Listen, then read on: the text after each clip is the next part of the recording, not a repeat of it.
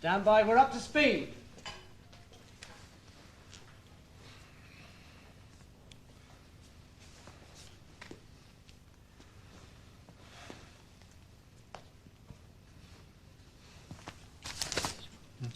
Hello. I mean, good evening. My name is Collier, Lance Corporal Collier. I've not done any television announcing before. I mean, I'm not really qualified, see. I'm a Lance Corporal. Only I was booked to do a sketch later on in the show, and the chap who was doing the announcing originally, he didn't turn up, so they asked me to step into the breeches. Right. The play. This is set in one of Her Majesty's prisons. Well, it's not her own personal prison, you understand. I mean, anybody can go. Right, anyway, the play. Was that all right, Andy? Yes.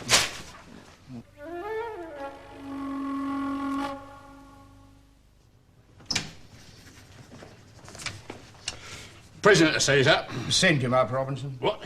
Send him up. Oh, all right. Yeah, he's a silly old prisoner. He's a stupid old prisoner. No, I wanted you to send him up here. Oh, I see. Oh, you want me to send him up here? Right. He's a silly old prisoner. No, I just wanted you to bring him in here.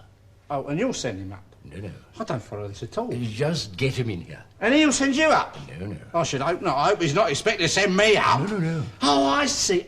You want me Just get him. Right. Prisoner exists to see you, sir. Yeah, who's a silly old governor then, right? No. Send him up. Don't send him up. Well, now, Hedges, what can I do for you? Well, sir, I'd like to leave the prison, please, sir. What for? Compassionate leave? No, sir, forever. What? Well, I don't like it very much here, sir, so I'd like to leave, please, sir, as soon as possible. I see. Your sentence is 12 years, Hedges, yes? Yes, sir.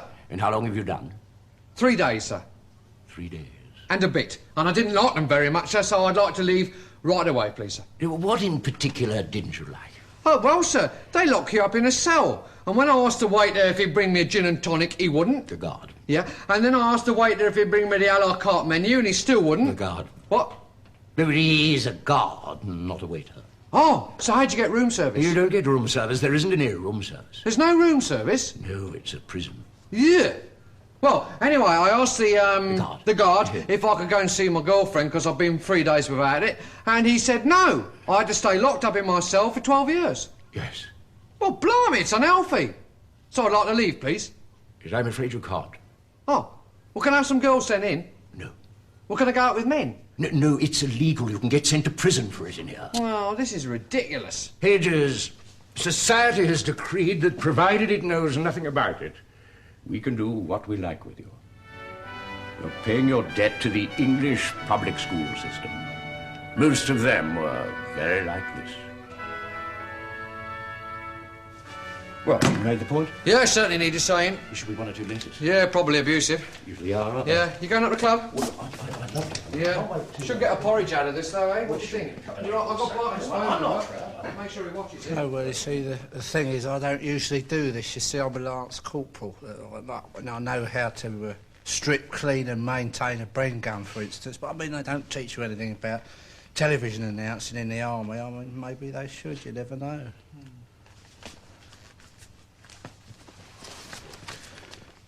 Well, now it's time for tonight's lecture, and we go over to the Attenborough Museum to join David's Science. An ordinary saucer of rancid milk. A perfectly ordinary, everyday saucer of rancid milk. And yet, this quite ordinary saucer of perfectly unexceptional, everyday, ordinary, rancid milk may provide the key, albeit quite accidentally, to one of the great scientific questions still left unanswered. Is life, as we know it, possible on James Burke? Or, to put it another way, is it always absolutely necessary to try and put it another way? And this is where our ordinary saucer of rancid milk comes in. Thank you. Because surely anyone who can get so excited about a perfectly ordinary saucer of rancid milk is no ordinary man.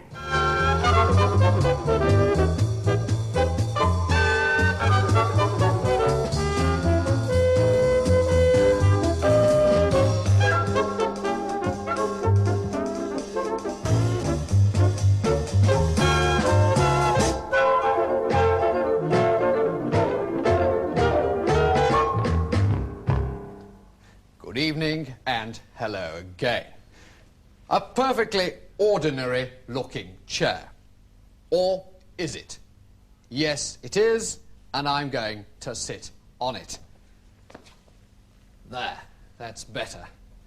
Tonight, we're going to take a look at one of the oldest problems. Tonight, we're going to take a look at one of the oldest problems on television, James Burke. And to that end, we've had to build, especially here in the studio, this larger-than-life-size mock-up of James Burke. And we're going to take a look at it to see just what makes the Burke tick. Well, I'm standing at the moment inside the James Burke mock-up. This is where James would keep, normally, most of his intestines. And I'm going to see if I can crawl through now, past his liver. And you can see that there's just enough room to crawl through and into the enormous stomach. A very impressive sight. A fascinating thought. Another fascinating thought is spoon bending. Just think what positive, crucial advantages this holds for science. Now, another fascinating subject is Uri Geller bending. And tonight, we're going to look at a man in Harlesden who claims that he can bend or break Uri Geller without even touching him. Well, Mr. Fletcher, what is your special power? Well, I can, by exerting my willpower, cause Uri Geller to bend over great distances. Really? Yes. At the moment, he is in America, and I will just concentrate. And there he's starting to bend, and there he's thoroughly bent. Well, I'm afraid we tested this theory of Mr. Fletcher's, but I'm afraid he didn't make Uri Geller curl up half as much as Uri Geller makes us curl up. Hello? I wonder if there's any chance of getting out of here. I seem to be caught in his kidneys. Here's another hoary old one, the perpetual motion machine. And I wish I'd been given a fee for every time I've seen this one. But, in fact, I have, and it does seem to work. All you have to do is take one old adenoidal television presenter plus one old program, and you can make it run on and on and on forever. Strange, but it does seem to work, as you'll be able to see again and again and again on this program. So, good night. Well, there you have it.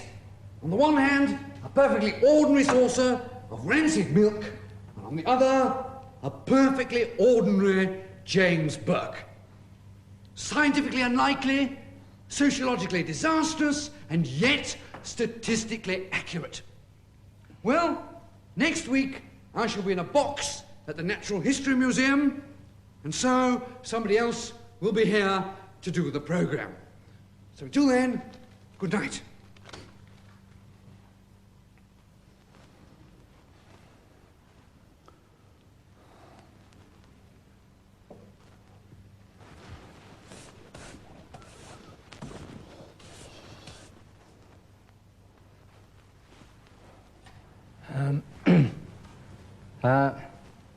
That's the end of this programme.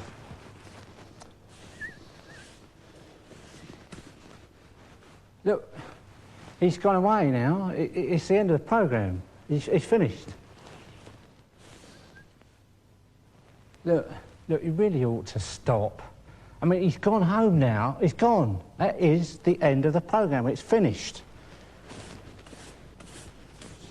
This man has a very interesting job. This man is the caretaker. It's a pretty poorly paid kind of a job. Please. He has to clear away after the lectures. Look, and just get out and leave me alone, will you? The sort of things that he has to pick up after the This lectures... is an invasion of my privacy. No, of course it isn't. All we want to do is to talk about your Get private off, life. will you?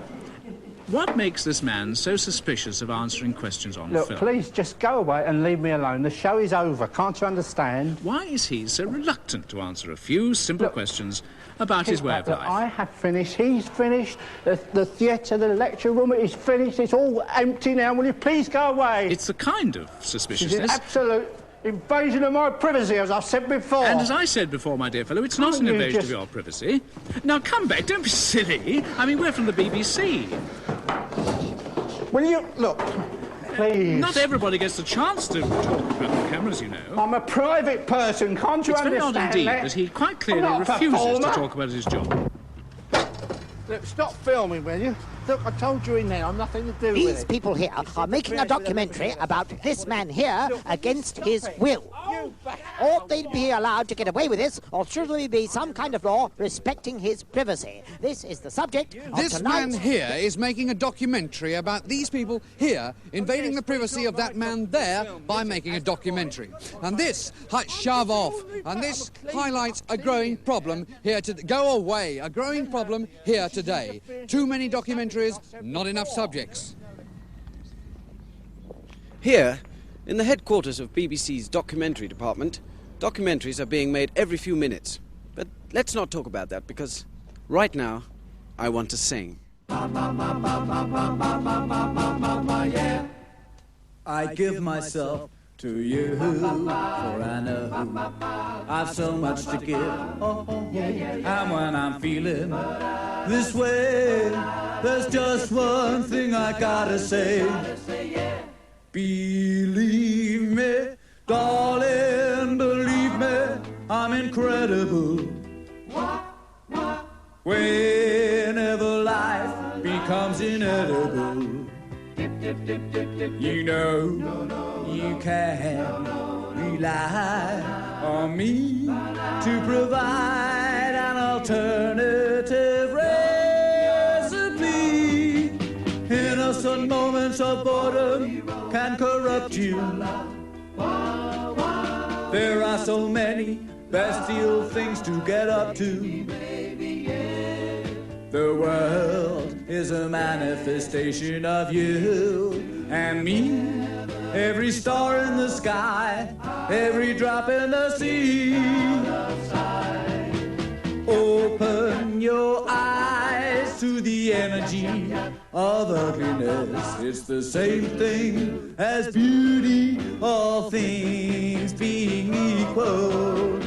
It's no surprise then you feel full of emptiness. The pattern of life is so full of detail. Let me explain the inexplicable. Then let me solve the inextricable. Then when I'm through, all the world will see I've given myself to me.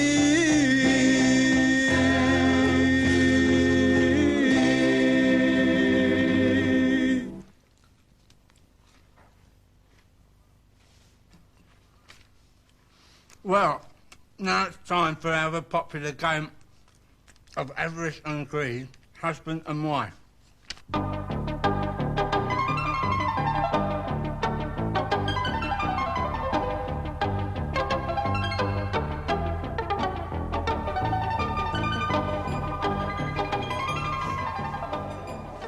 Hello and welcome back to part 2 of Husband and Wife, which tonight is coming before part 1 due to a clerical error.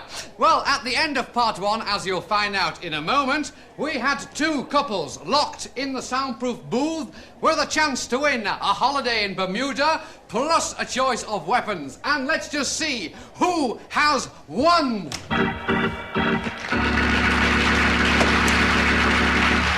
Yes! It's the Leddens from Scunthorpe in Gloucestershire. Well, our congratulations and a consolation casket to the Thatchers of Pinner.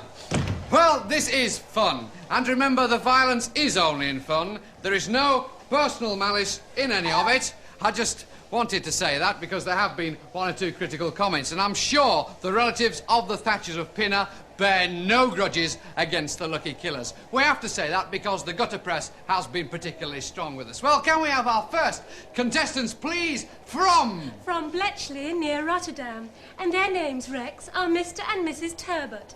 He is a market gardener and she isn't. Well, welcome, Frank and Sally. And how long have you been married, Sally? 5 years, Rex. Frank, how long have you been married? The same. Oh, just a week longer. Tremendous. And how many children have you got? 3, a boy and a girl. And how old are they? The boy is 4, the little girl is 3, and the other one's nearly 2. Wonderful. And do you love each other? Oh, yes. Rex. Well, we'll soon see about that. Frank, come over with me. You're on first. What prize have you got eyes on tonight? Well, I like the look of the kitchen. Well, here's your question for an electric kettle. Frank, have you ever cheated on your wife? What? A beautiful electric kettle in finished stainless steel. Frank, have you ever cheated on your wife? No. No! Well, I'm offering you the electric kettle plus the complete wall-to-wall kitchenette dinette suite. Have you ever been unfaithful to your lovely wife? Included in the kitchen range is the latest gas, self-lighting, self-cleaning oven, plus a wonderful refrigerator and a luxury deep freeze. Have you ever been unfaithful to Sally? Once in Bolton with a hotel receptionist. Yes! Once in Bolton with a hotel receptionist. Well done, Frank. The kettle is yours. Well, now, Sally, it's your turn. Not the adultery question. Well, now, Sally, you said you loved your husband. Yes, Rex. Sally, I'm going to offer you tonight's star prize. A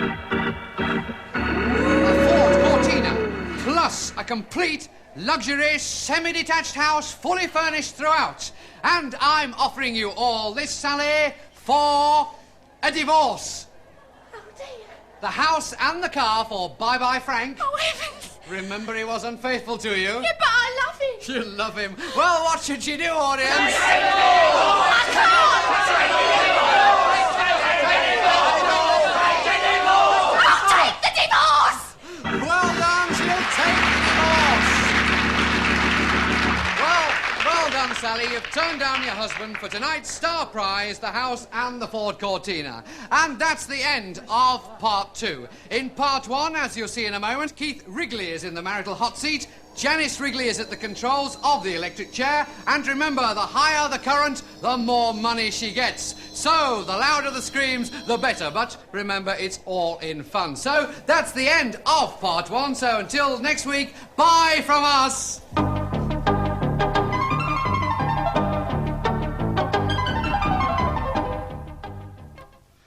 Hello, this is a sketch I told you about earlier, only I don't usually do the announcing, but they slipped me a couple of quid and I helped them out. Anyway, this is called Collier Rides Again and features me and the Brigadier. Come in, Collier. Thank you, sir.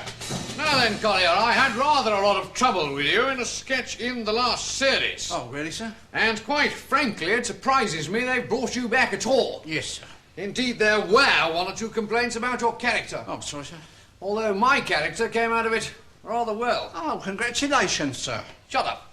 However, I suppose they know what they're doing, so I propose to give you a couple of minutes of comedy time. Oh, thank you very much, sir. Shall I be getting better lines this time, sir? Shut up. Right, off we go. Now then, what can I do for you, Collier? I want to join the Wrens, sir. What? I want to be in the Women's Royal Navy, sir. Why the Women's Royal Navy? It's a man's life, sir. Collier, only women are allowed in the Women's Royal Navy. Well, sir, I thought I could wear the little frock, you know, and pad myself out here and wear suspender belts and high-heel shoes. Collier, this is all nonsense, isn't it? Yes, sir, it's worse than last time, sir. I think you'd better leave. Yes, sir, I'm sorry, sir. I'd just like to say it's been a bit of a pleasure to make this comeback, sir. And I'd like to send greetings to Lance Corporal Harrington, Bombardier Wells, Daisy, Naughty Sally, Swanky Wainwright and Manipulated Pam. And I'd also like to request Neil Innes singing Crystal Balls. I got my hand up the skirt of Mother Nature, got my foot in the door of liberty, got my head stuck in the railings of reason. Thank God for the banjo on my knee. Crystal balls, you fortune tellers, reveal a swarm of what will be. All in all, like clocks and watches, we got time on our hands and destinies.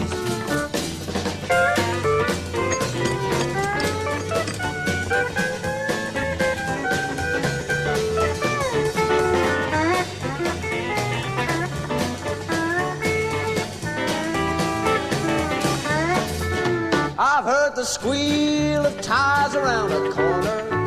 I've broken down and I've been told I've seen everything I ever hoped and dreamed for, squashed like a hedgehog in the road. Crystal balls, two fortune tellers, reveal a swarm of what will be. All in all, like clocks and watches, we got time on our hands and destinies.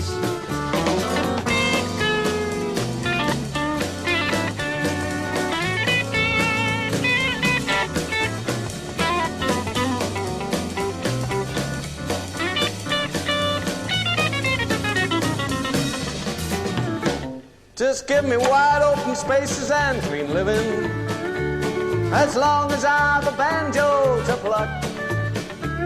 I'll sing to the cactus and coyotes, hibbity-hi, hibbity-ho, que-sera. Said crystal balls, two fortune tellers, reveal a swarm of what will be. All in all, like clocks and watches, we got time on our hands and destinies. Crystal balls, fortune tellers, reveal a swarm of what will be. All in all, like clocks and watches, we got time on our hands and destinies.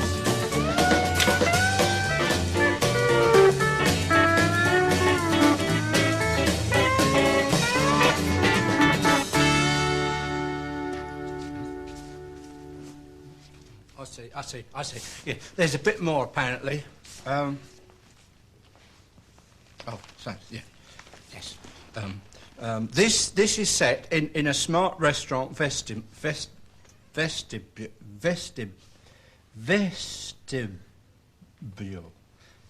Anyway. Enter man. Good evening. I wonder... That's enough! Can I help you, sir? Yes, I'd like a table for two, please. A table for two. No, I'm sorry, sir. Why not? Well, I'm afraid you're not properly dressed, sir. What? I'm afraid you're not properly dressed for our restaurant, sir. What do you mean?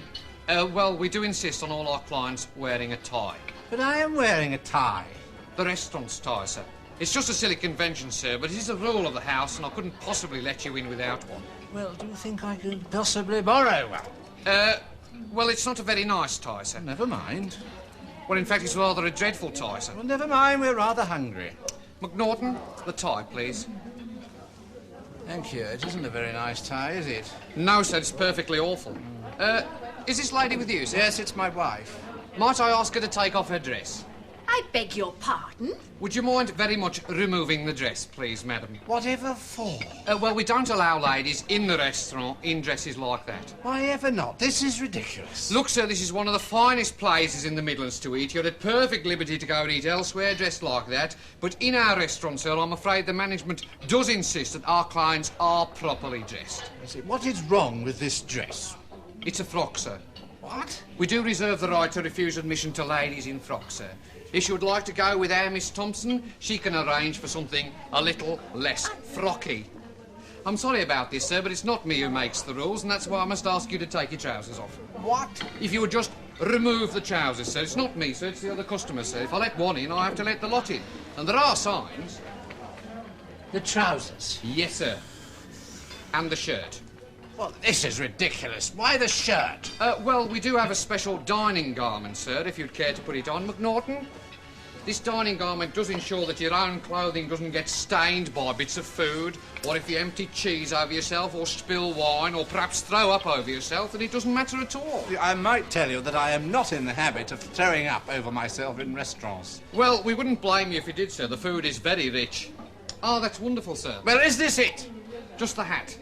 Surely I don't need a hat. Are you taking coffee? Yes. You'll need the hat. Ah, and here's Madame. Sally. She dressed me up like this. And may I say, sir and madam, what a pleasure it is to see people so suitably dressed in our lovely restaurant. Oh, good evening, my lord. Your usual table is ready, sir. Now, sir. Well, now, perhaps we can have our table for two. No, I'm sorry, sir. The restaurant is fully booked for this evening. Sorry.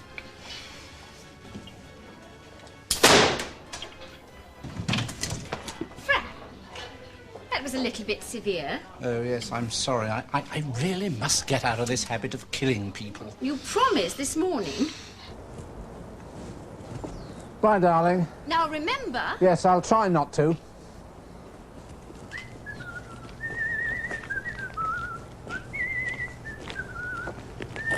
Morning, Mr. Hedges.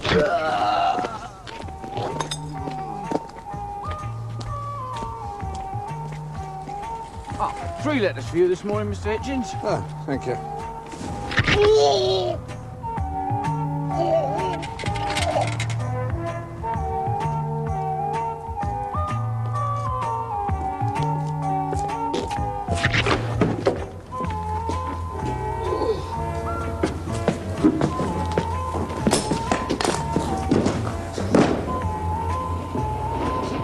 Morning, Frank.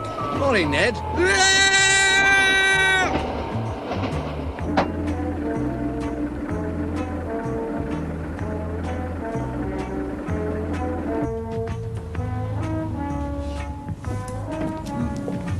Morning, George. Morning, sir.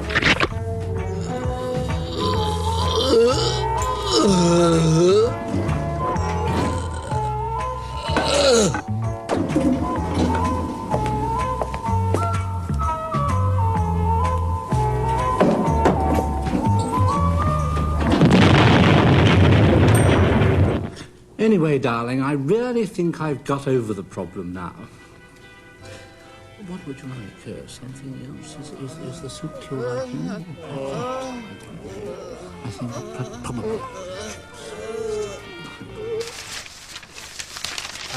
Just a minute, will you? Please, could you? Well, that is all for us from. That is all for us. That is from us. That is all from. That is all from us tonight for this evening. Special guest Peter Bartlett, and the wrong film sound was John Horton and graphic designer Smith. The costume was Reg Jones. The designer was Andrew Gosling, and the producer was 1976. Yes, 1976.